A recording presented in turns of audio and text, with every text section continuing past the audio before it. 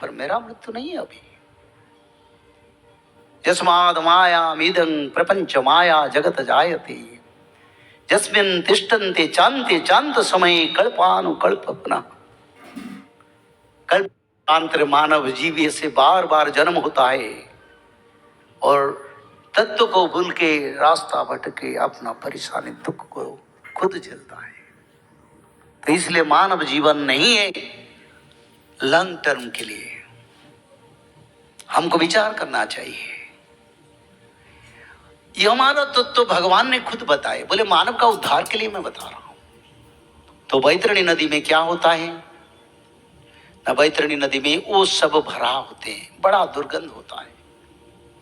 और जो लोग पाप किए हैं, जीव हत्या किए हैं, विषया वासना में जड़ित हैं, जो भगवान को भजन नहीं करते, उन्हीं लोगों को पीछे से यमदूतों ने धक्का देते हैं। बोलो चलो।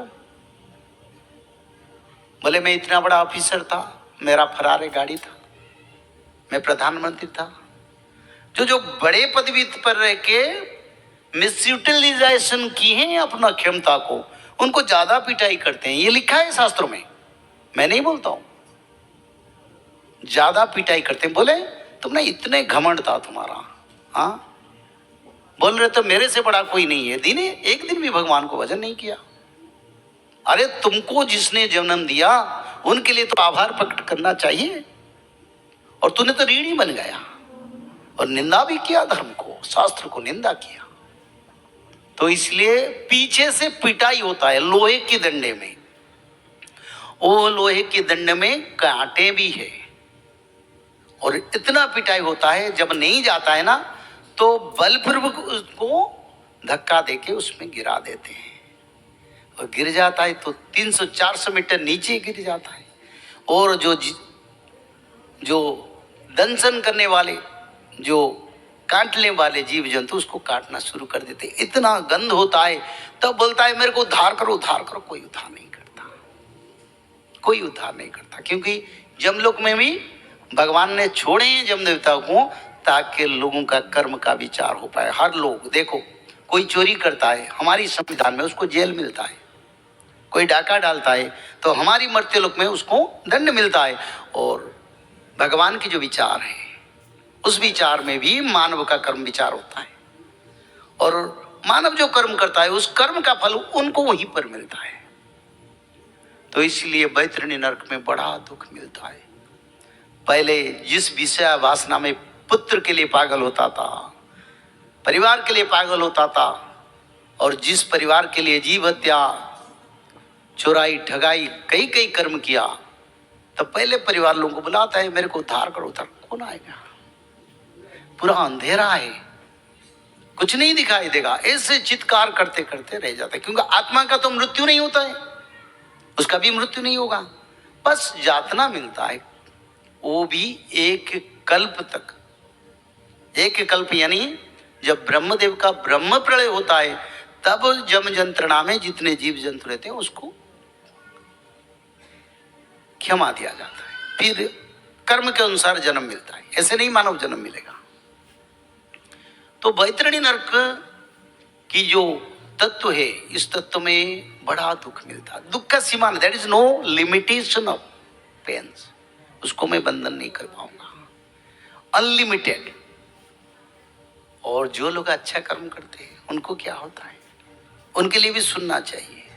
जो लोग अच्छा कर्म करते हैं, उसी समय गोमाता आके उस भक्त के पास पहुंचता है, बोले बाबा तुम क्यों परेशानी हो, मैं हूं ना, तुमने धर्म किया।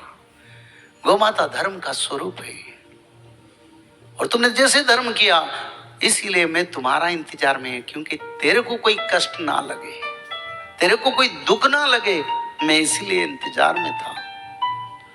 और जब गोमाता आ जाता है तो वो बैतरणी नदी सुंदर, सुशीतल और स्वच्छ जल बन जाता है, और रेत पड़ जाता है, सुंदर नदी में गहराई कम हो जाता है, और गोमाता का पुच्छ को पकड़ के वो लोग स्वर्ग लोग, पितृलोक और वैकुंठ तक जाते हैं।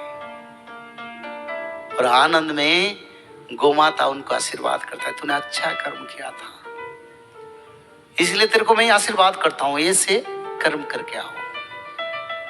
जैसे कोई बड़े लोग आते ना, एयरपोर्ट में इंतजार करते हैं ना उसको लेने के लिए, वो ढूंढना नहीं पड़ता।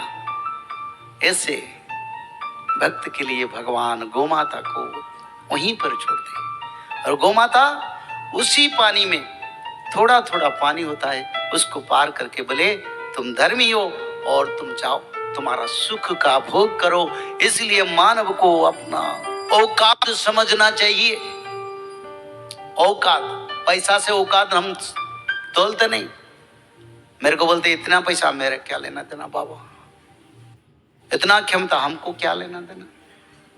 हमारा कर्म जरूरी है, हम क्या करते हैं हम सोचते हैं, पराई का नहीं देखते हैं। कोई बुराई कर रहा है, बस उनको अगर समय मिले, वो चाहे तो उसको शिक्षा दे सकते हो, पर उनका विचार करना हमारी सनातनियों का कर्म नहीं है।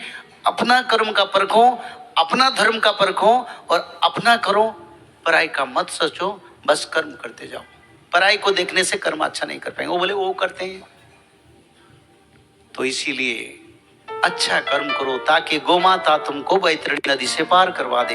एक दिन तो जाना पड़ेगा बैतरणी नदी को, सबको जाना पड़ेगा।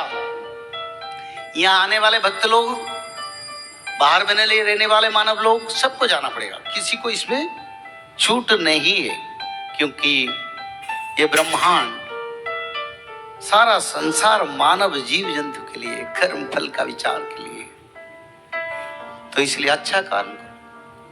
त्रिकाल संध्या, भागवत पठन, माधव नाम भजन, कली कलम से उद्धार करके सत्य युग का मानव बना पाएगा। बोलिए सच्चिदानंद भगवान की जय, बोलिए श्री वृंदावन बिहारी लाल की जय। फिर सुखदेव जी को राजा परीक्षित पूछते हैं, बोले भगवान एक क्रमान्वय मुक्ति क्या है, थोड़ा सरल के साथ मानव का मुक्ति के बारे में बताइए। प्रभु बोले भगवान का भक्ति एक दिन में नहीं आएगा, उसके लिए समय लगेगा। आज ना सोचो एक दिन में मैं बड़ा भक्त बन जाऊंगा, तो इसलिए हर दिन भजन करते जाओ, और भजन करते करते भगवान का जो अद्वैत रूप है, जो निराकार शून्य ब्रह्म साकार ब्रह्म है, उस ब्रह्म को ध्यान करो। भगवान का जो पद कमल, पद से भगवान को देखो, देखो भगवान कैसे सुंदर श्यामल वर्ण है, मस्तक पर मणिमय मुकुट है, गले पर वैजंती माला और कौस्तुभ मणि, पीत वसन परिहित, स्वर्ण कंकण, कर्ण पर कुंडल, पद्म नेत्र, पद्म मुख, सुंदर स्मित हास्य प्रभु के बदन,